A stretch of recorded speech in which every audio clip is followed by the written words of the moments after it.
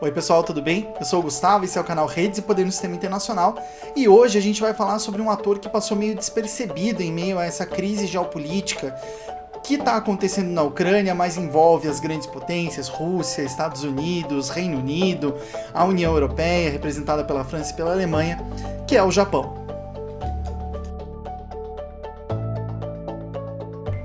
Bom, pessoal, no dia 9 de fevereiro, no comecinho desse mês, o ministro de Comércio e Indústria do Japão, o Koichi Hagiuda, fez uma declaração com relação à Europa que me chamou bastante atenção porque era uma coisa nova e que não fazia muito sentido com outros posicionamentos anteriores que haviam sido adotados pelo Japão, mas faziam sentido nesse movimento geoestratégico, geopolítico e geoeconômico que a gente está vendo aí nos últimos 2 anos ficar cada vez mais movimentado, que envolve também essa crise da Ucrânia, né? Nesse dia, no dia 9 de fevereiro, o ministro Hagiuda avisou que o Japão poderia, caso houvesse uma guerra entre Ucrânia e Rússia, desviar parte do seu gás natural liquefeito para consumo da Europa. Né? Ele recuperou o fato de que quando aconteceu o tsunami que destruiu a usina nuclear de Fukushima em 2011, lá no Japão, muitos países da Europa e dos Estados Unidos enviaram para o Japão esses recursos energéticos dos quais ele precisava, principalmente gás liquefeito natural. Né?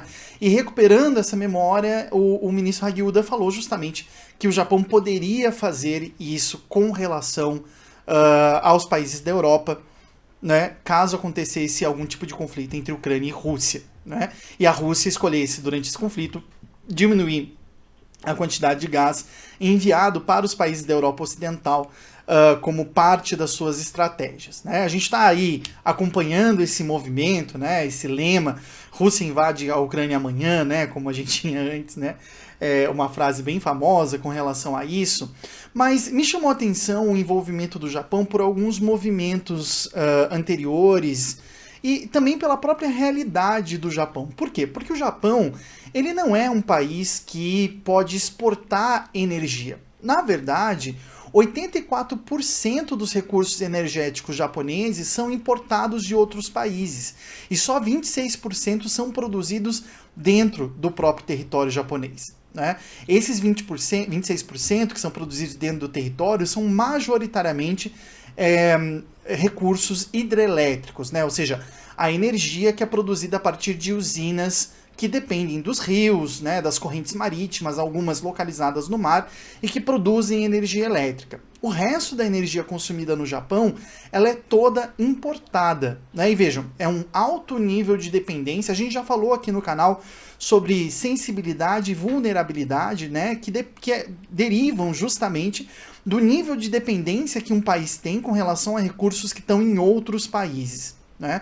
A sensibilidade, só lembrando rapidinho, é a rapidez da variação dentro de um país em razão de algo que acontece no cenário internacional, e a vulnerabilidade é o tamanho do dano que esse país sofre caso haja essa variação. Né? A gente tem o vídeo aqui no canal, a gente vai linkar aqui na descrição para vocês poderem acessar também posteriormente isso. Então, o Japão, sendo um país majoritariamente importador, né, quase a totalidade da energia do Japão vem de recursos importados de outros países, chamou atenção o fato de que o ministro do Comércio e da Indústria lá do país apontou essa possibilidade, né, de, na verdade, desviar parte do gás que seria consumido no Japão para a Europa. Né? Por quê? Porque não existe esse excesso, esse excedente de gás liquefeito natural lá no Japão para enviar para outros países. O Japão depende muito disso. E as condições que o ministro Hagiuda colocou foram justamente essas, ou seja, que, claro, tudo aquilo que sobrasse de gás natural liquefeito, né, após, né, cumprir com as necessidades internas do Japão, seria aquilo que seria encaminhado para os países da Europa. Né? A gente tem que lembrar, né, muita coisa aconteceu nos últimos 10 dias, né, e isso às vezes deixa a gente meio confuso, né, porque são muitas informações, a gente está tendo uma campanha midiática muito forte com relação a esse tema, e vários detalhes acabam escapando da gente, né, no começo desse mês de fevereiro, havia de fato a possibilidade, né, ou seja, o tópico principal que estava sendo discutido era o gasoduto chamado Nord Stream 2, que é um gasoduto construído entre a Alemanha e a Rússia, passando pela região do Mar Báltico. O Mar Báltico é aquela região, é essa região aqui, tá pequenininho, mas eu prometo que um dia a gente consegue colocar mapinhas aqui, né, que conecta justamente a região de São Petersburgo com Kaliningrado, que é um enclave da Rússia próximo da Polônia, né, e dá acesso justamente a essa região peninsular aqui, que envolve a Suécia, a Dinamarca e o norte da Alemanha, né? O Nord Stream 2 é um gasoduto construído em águas internacionais dessa região, por parte da Rússia e da Alemanha, para levar o gás russo para a Alemanha sem ter que pagar royalties para outros países, que é a relação que a Rússia estabelece com a Ucrânia, né?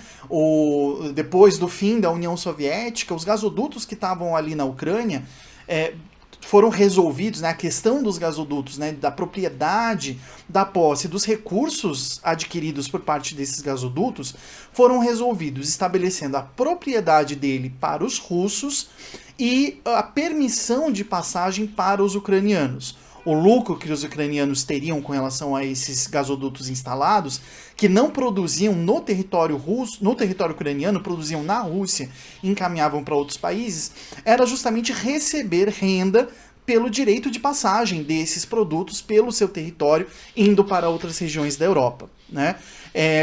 Com o Nord Stream 2, a Rússia resolveria esse problema, né? Ou seja, não precisava mais pagar royalties para passar por território nacional de nenhum país.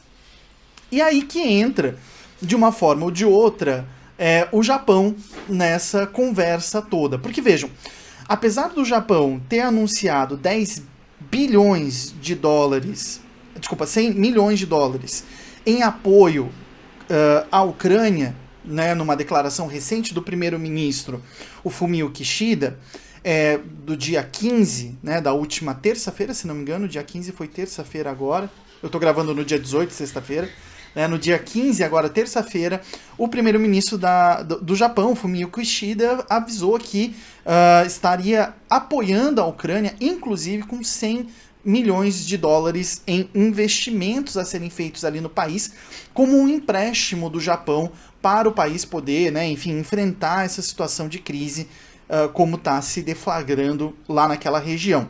Isso agora na terça-feira. A declaração do ministro de Comércio e Indústria era do começo do mês, do dia 9, mas mesmo assim, 4 dias apenas de diferença entre uma declaração e outra. Entre esse período, aconteceram algumas coisas muito importantes para a gente entender esse apoio do Japão à Ucrânia, principalmente por meio do gás e por meio do apoio aos países europeus, né? Um dia antes da primeira declaração sobre o gás natural liquefeito japonês, havia acontecido em Pequim a abertura das Olimpíadas de Inverno. E essa abertura ela foi muito importante por causa de uma reunião que foi realizada entre os presidentes da Federação Russa e da República Popular da China, o Xi Jinping e o Vladimirovich Putin, né? Realizada no dia 8/2, que resultou numa declaração conjunta muito importante, que estabeleceu os preceitos da parceria entre Rússia e China e aprofundou ainda mais a cooperação entre esses dois países. Eles já vinham se aproximando, mas de forma muito importante, essa declaração ela estabelece o paradigma a partir do qual, a partir de agora, esses países estariam atuando, né, estarão atuando no cenário internacional, né? Também, logo depois, no dia 11 de fevereiro, aconteceu uma reunião de ministros das relações exteriores, de chanceleres, do grupo internacional que se chama Quad, né? O Quad é um grupo formado por Estados Unidos, Austrália, Índia e Japão, disso que está se tornando algo muito comum, né? A gente já falou aqui algumas vezes, inclusive no nosso vídeo sobre Rússia, da questão dos formatos alternativos de resolução de questões de segurança. se até ali, 2010 mais ou menos, né, a ONU era reconhecida como o sistema principal de resolução de controvérsias, depois de 2010, né, com o princípio da recuperação pós-crise de 2008, o que a gente começa a observar é a formação de vários fóruns ad hoc. A gente pode falar do processo de Astana, guiado pela Rússia, com relação à guerra civil na Síria. A gente pode falar do Quad, a gente pode falar dos 5 Olhos, né, que é a reunião das instituições de segurança, de inteligência, na verdade, Estados Unidos, Canadá, Austrália, Nova Zelândia e Reino Unido, né, da anglosfera, da transatlântica, transpacífica, digamos assim, né, e também o Quad, né, também esse formato que reúne Estados Unidos, Austrália, Índia e Japão, para contrapor principalmente a China ali na região do Indo-Pacífico, né. De forma muito interessante, obviamente, o tópico dessa reunião do último dia 11 foi a questão da Rússia, e principalmente com os Estados Unidos tentando construir uma narrativa de que a situação na Ucrânia afetaria também o Indo-Pacífico, né?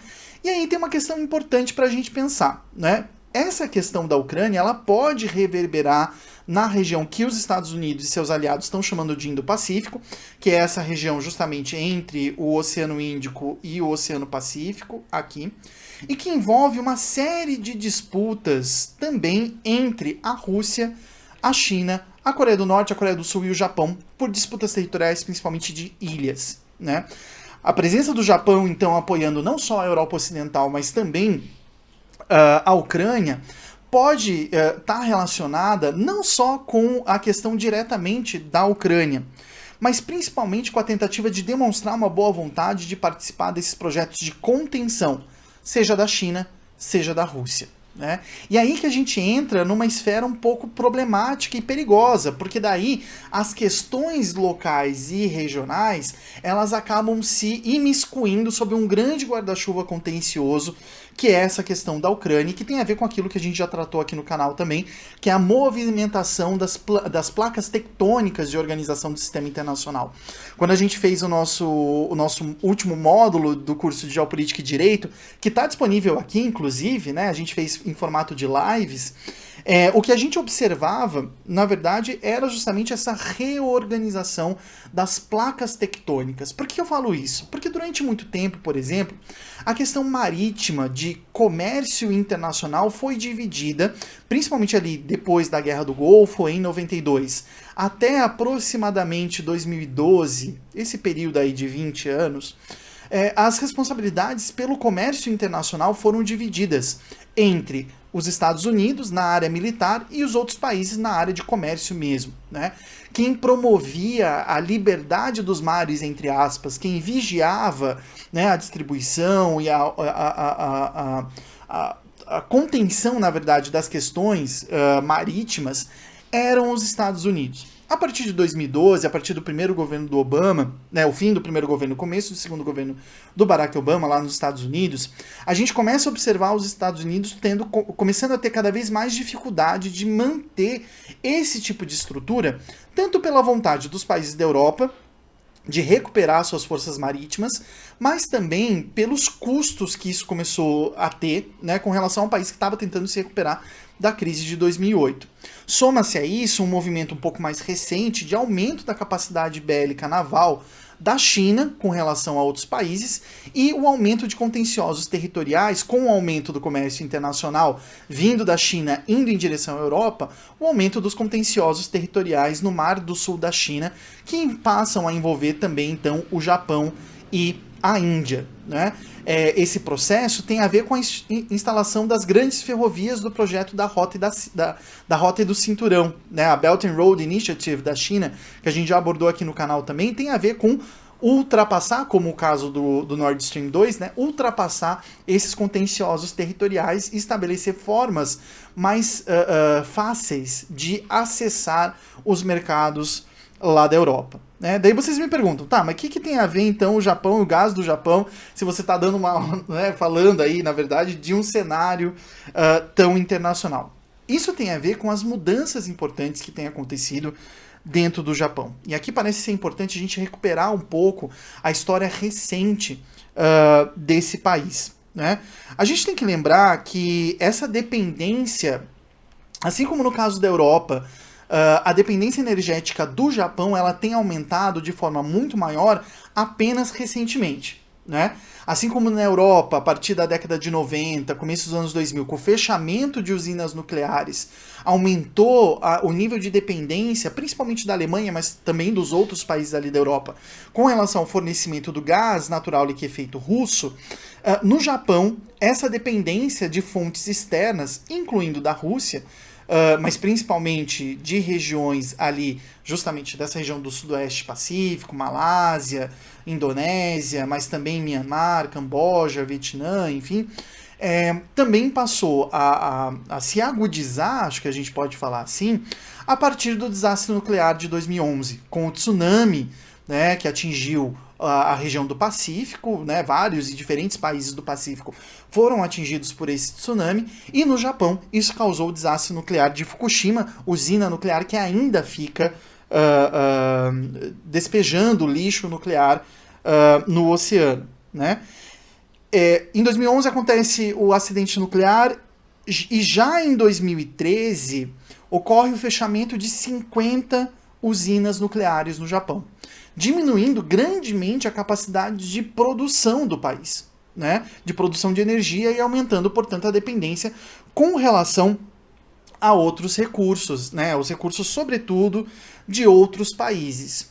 Ao mesmo tempo, em 2012, logo depois de Fukushima, o Shinzo Abe vira primeiro-ministro do Japão pela segunda vez. E nessa segunda vez, o seu principal projeto, ele que deixou o poder faz pouco tempo, né? Vinha sendo reeleito sempre, né, como primeiro-ministro lá do Japão, o Shinzo Abe, ele promove, a partir de 2012, um projeto de recuperação do crescimento econômico japonês. Um país que, a partir dos anos 80, encontrou uma situação econômica muito difícil, de estagnação econômica, uma alta qualidade de vida, né, mas ainda assim uma estagnação econômica com preços muito caros para consumo interno, né? Ainda no governo do Shinzo Abe, mas já em 2019, o Japão anunciou investimentos de 10 bilhões de dólares ao redor do mundo para a produção de gás natural liquefeito, né? E aí a gente entra na questão desse fornecimento para a Europa em razão da situação da Ucrânia, né? Porque, na verdade, o que parece ser importante aqui é entender que o Japão mesmo, na sua parte terrestre do território, tem poucos depósitos minerais ou de outros tipos de recursos. E por isso ele precisa importar ou explorar esse tipo de reserva, né, nas áreas marítimas do seu território, ou em ilhas, ou em outros países do mundo. Só que não é só explorar, né? Não é só instalar uma indústria, uma usina, né, de exploração, uma base de petróleo, né, enfim, uma plataforma de extração de petróleo e gás, mas também o transporte dessa mercadoria até o Japão, um país que é bom lembrar, né, já disse esse número, tem 84% dos recursos que produzem energia no seu país importados, né? Essa situação faz com que o Japão seja um dos principais países dependentes dessa abertura dos mares internacionais dos quais eu estava falando antes.